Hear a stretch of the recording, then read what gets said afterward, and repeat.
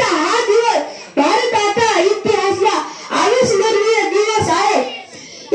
26 जानेवारी 1950 रोजी आपल्या देशाला संविधान मिळाले.